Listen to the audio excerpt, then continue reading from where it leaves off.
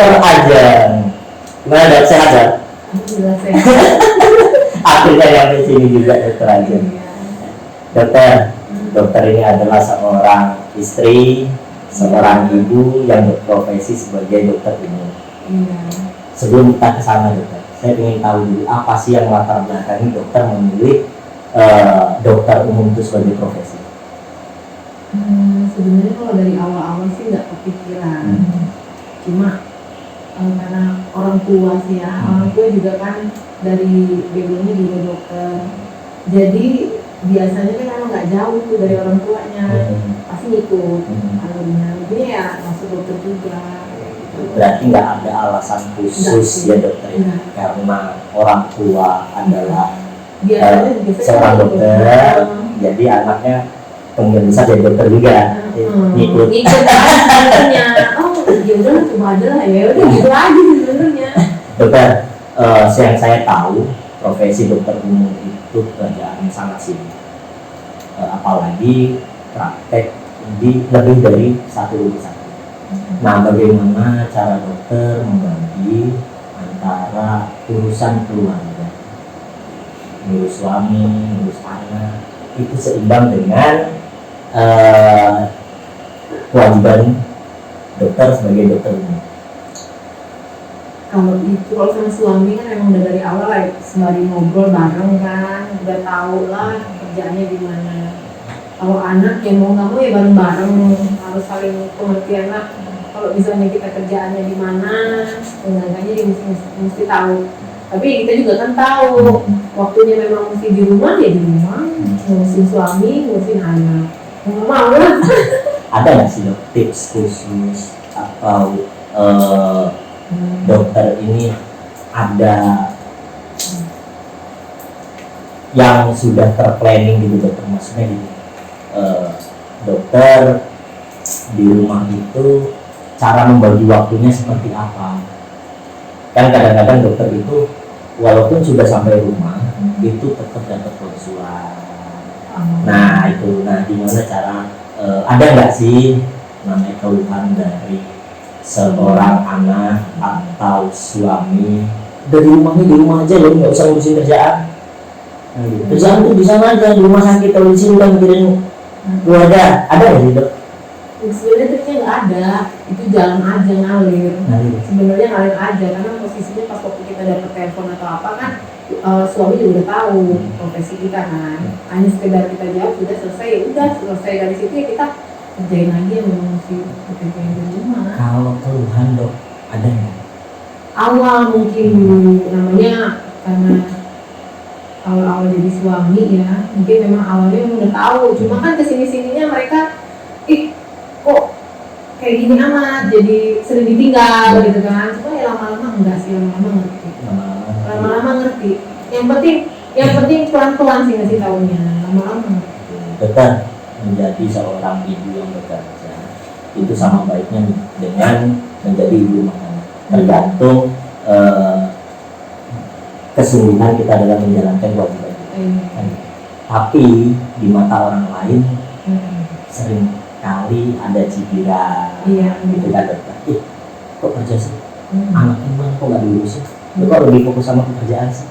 Nah, ada nggak cibiran-cibiran yang dari keluarga atau dari orang-orang terdekat? Kalau dari keluarga sih, insya Allah nggak ada, karena kan dari baik mertua atau suami atau keluarga yang lain itu biasanya aman-aman aja sih, nggak ada masalah. Cuma memang biasanya ada dengar suara-suara kayak gitu tuh kalau dari temennya mertua atau siapa gitu. Kenapa sih nggak pindah aja? Kenapa sih nggak deket aja di rumah gitu kan? Cuma kan karena memang ngerasa udah memang kerjanya jauh, ya udah diikuti di sana. Kalau memang mau balik lagi ke sana kayaknya saya mesti dari awal lagi nakanya, susah. Kita kan mesti jadi junior lagi ya, gitu, agak susah. Jadi ya sebenarnya kalau udah lama di sini juga ngikut aja sih di sananya. Atau bagi waktunya juga bisa sih. Weekend tetap di rumah. Jadi weekend itu khusus untuk keluarga. Iya, bisa itu. Jadi itu dokter sebenarnya yang saya katakan tadi, antara ibu bekerja dan ibu rumah tangga itu sama baiknya asal keduanya dilakukan dengan sungguh-sungguh.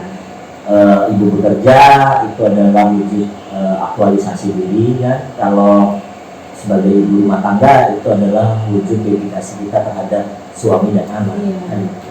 Tergantung kita semaksimal mungkin kita ngelakuin hal itu kan gitu dokter. Nah gini dokter, apa namanya kalau ada nggak sih dokter namanya seorang ibu dalam menjalankan kewajiban dokter di rumah sakit itu ada nggak sih kok pikiran dalam hati dokter, aduh anak saya lagi ngapain ya, aduh suami saya lagi di mana ya, ada nggak sih dokter? Ada, pasti ada lah. Kalau misalnya tiba-tiba kepikiran pasti nelfon saya. Pas ada waktu saya nelfon. Sebenarnya sih nggak harus oh kamu harus telepon saya tiap jam sekian. Enggak. Fleksibel aja, kapan mereka bisa telepon saya ya saya telepon. Kalau memang saya lagi nggak bisa nanti saya telepon balik gitu. Anak di rumah siapa? Kemudian sama keluarga suami. Dua-duanya. Iya dua-duanya. Kelas berapa? Yang pertama SMP kelas 1, yang kedua kelas 3 SD. Oh udah besar sudah jadi udah enak nggak perlu perhatian yang ekstra kayak balita kayak gitu ya dokter ya. Jadi kalau ditinggal masih udah bisa jaga diri lah. Hendaknya walaupun tetap harus dalam pantauan. Dokter ada nggak yang perlu yang ingin dokter sampaikan kepada anak gitu, apa namanya terkait pekerjaan ini, ada nggak hal-hal yang dokter pendam dalam hati yang belum bisa dokter sampaikan secara langsung kepada anak dan suami? Sebenarnya kalau yang belum disampaikan ya sebenarnya udah disampaikan juga sih, cuma di sini paling apa namanya saya cuma ngasih tahu ke mereka ini pekerjaan saya dan saya sangat menyenangi pekerjaan saya. Bahkan kalaupun memang ibaratnya dimanapun saya tetap pengen seperti ini sebenarnya, tanpa bakal mengurangi waktu saya buat mereka. Jadi di saat saya kerja ya saya kerja, di saat saya sama mereka saya nggak akan menyangkut pautkan pekerjaan saya. Jadi benar-benar clear buat mereka. Jadi saya minta yang sama mereka tuh mereka ngerti, saya juga akan lebih mengerti tentang mereka gitu. Jadi kalau untuk apa namanya yang saya belum sampaikan, saya mungkin sudah sampaikan semua ke mereka, karena memang mau kayak mana juga mereka kan saya tinggal, lebih banyak saya tinggal. Cuma di sini karena sudah terbiasa saya beritahu, saya sampaikan ke anak-anak, mereka lebih tahu. Jadi saatnya saya pergi itu mereka nggak akan komplain. Nah saatnya saya pulang itu yang mereka tunggu gitu. Bukan selama dokter menjalankan sosok sebagai ibu bekerja, ada nggak hambatan yang paling berat dokter terima dalam menghadapi apa namanya kehidupan secara keluarga dan pekerjaan secara bersama? Hambatan, saya ini capek ya, saya fokus aja atau apa gitu, hambatan yang pernah terjadi? Kalau hambatan yang kayak itu enggak sih, cuma memang kalau capek ada saat-saatnya namanya orang kerja, aduh kok saya capek banget ya, pengen apa namanya, pengen fokusnya kayaknya di rumah aja nih misalnya. Tapi kalau misalnya saya di rumah aja vakum aja, jadi cuma karena udah terbiasa gitu loh, saya nggak biasa diem di satu tempat gitu loh. Jadi kalaupun saya di rumah nih, itu kayaknya pasti berpikir yuk kita keluar yuk, nah pasti begitu. Jadi nggak pernah diem aja di rumah cuma ngurusin rumah selesai udah, enggak, pasti ya saya berpikir pagi saya harus pergi ke pasar, nanti jam segini saya mau kesini, nanti saya kesini, anak-anak udah selesai sama anak-anak, yuk kita ngapain, kalian mau apa gitu, cuma nggak mau di rumah aja. Jadi udah terbiasa dengan kayak gitu. Jadi emang kalau udah di rumah dokter emang fokus menghabiskan waktu benar-benar sama sama keluarga. keluarga. Jadi kalau misalkan hambatan-hambatan itu Sebenarnya nggak ada sih ya? udah nggak ada sih. Nggak ada ya? Karena Mungkin di mungkin awal-awal. sudah awal-awal dulu mungkin, Awal. apalagi waktu barusan nikah ya, Ketika- dulu kan oh itu memang benar banyak, apalagi sama suami itu. Kalau sudah kesini enggak sih, pelan-pelan lah itu. pasti di awal itu contohnya dari belum punya anak, dokter punya kesibukan, suami punya kesibukan, kesibukan yang suami di mana, dokter di mana, Apalagi pas ketemu. anaknya lagi masih kecil. Habis itu Oh, itu. mulai punya anak, Iya. tambah lagi. Tambah lagi karena kan kalau bawa anak kecil yang masih bayi atau apa, mau nggak mau saya pasti awal-awal dulu tuh cuma tempat kerja pulang, karena kan ada anak kecil.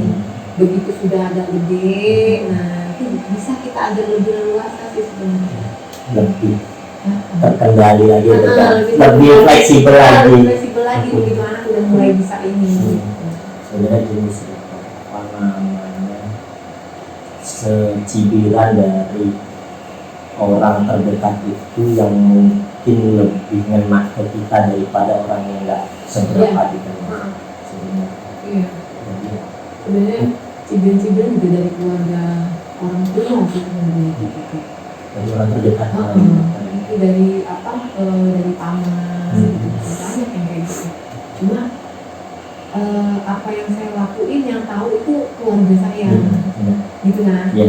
Yang mereka kan hanya melihat dari sisi luar, melihat saya. Iya.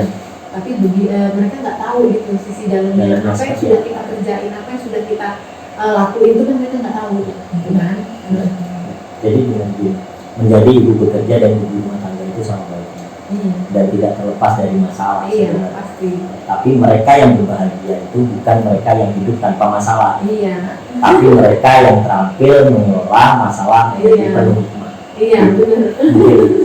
Mungkin itu. Terima kasih Dokter Ajeng. Semoga podcast ini bermanfaat bagi kita semua. Iya. Terima kasih.